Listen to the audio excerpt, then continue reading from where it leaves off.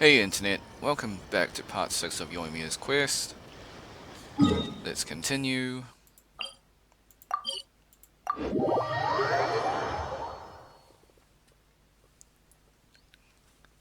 I hope you are enjoying the quest as well. If you're not sold on wishing for Yoimyia, that's okay. But I'm definitely wishing for her. Well, if it isn't Yoimyia, come on in, dear. Come and take a seat. Are these two your friends? Yes, they're travelers from afar. Outsiders have a very difficult time getting into Inazuma nowadays. Indeed, these are unprecedented times. But seeing as they came all this way, we locals should give them a warm welcome. Before I forget, I brought the fireworks that you ordered.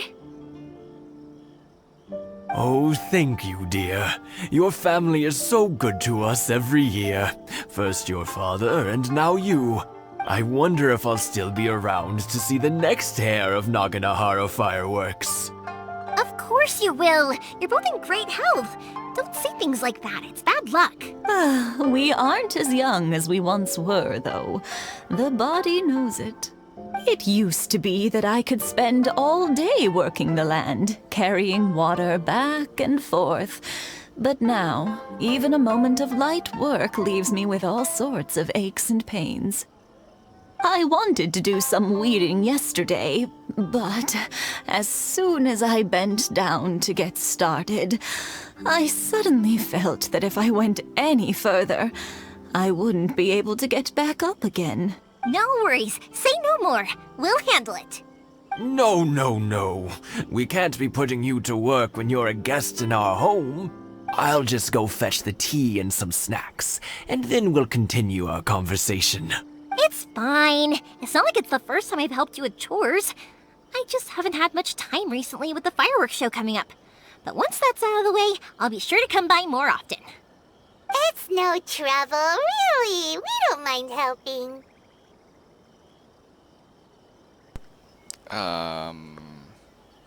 We're literally strangers. Oh, you're such good kids. As for mine, he's all grown up now. Hasn't found anyone yet. And he doesn't visit very often. If you're quite sure it's no trouble, then I have some pickled radish here. Would you mind delivering it to Satoru on the other side of the village? Sure. It won't take us a moment. The old folks aren't very mobile, so come on, let's help them out. We'll get rid of the weeds first, and then deliver the pickled radish.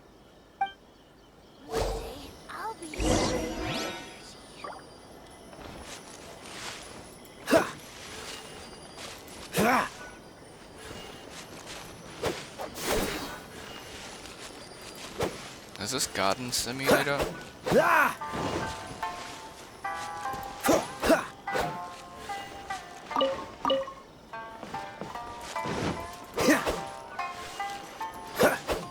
you got it!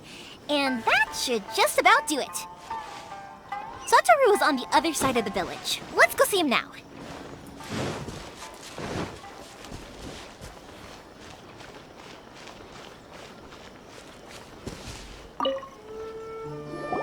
Hey, Satoru! How have you been? Keeping well? Yeah, same as usual. Not much has changed. You're looking full of life, as always. All thanks to the support of our loyal customers, the family business just keeps getting better and better. We sold some fireworks to Liyue a while back, and word is they were a real hit. So it looks like we'll be getting more business from over there in the future. That must mean a lot more work for you, though. Are you sure you and Mr. Ryunosuke can manage? If it gets too much, don't forget, you can always ask me for help. We should be fine. I think we can cope. Oh, yeah. This is some pickled radish from Mrs. Imatani. Oh, wow, thank you so much. I never used to be a fan of pickled radish, would you believe? But then I tried some of Mrs. Imatani's homemade stuff and I couldn't get enough of it. It's a family staple now. Speaking of your family, how's everyone doing? They're doing well. We have the occasional heated argument, but I guess that's every family ever. Being close to family is better than never getting to see them, even if it does mean putting up with some conflict. Now, Mr. and Mrs. Imatani seem to have a great relationship, but still, they must get lonely with their child never visiting. Huh, they didn't seem that way to me. I think they're just used to it.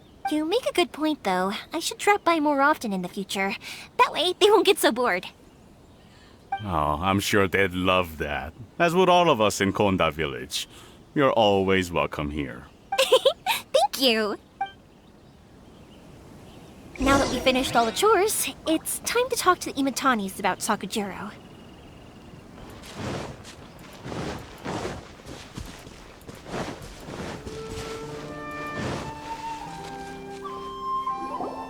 That was quick.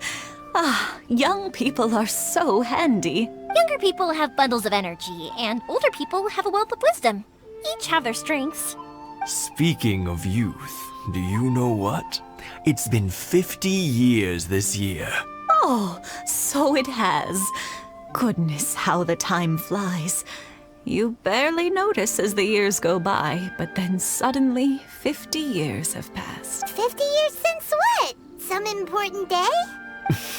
Well, if you must know, it was 50 years ago, back in the days when this young lady was still trying to win me over, that... Oh, stop trying to impress them. We both know you were the one who was hopelessly smitten and desperately trying to win my affection. Well, maybe you're right. 50 years ago, I proposed to my wife at the Naganahara fireworks show. We've been together ever since.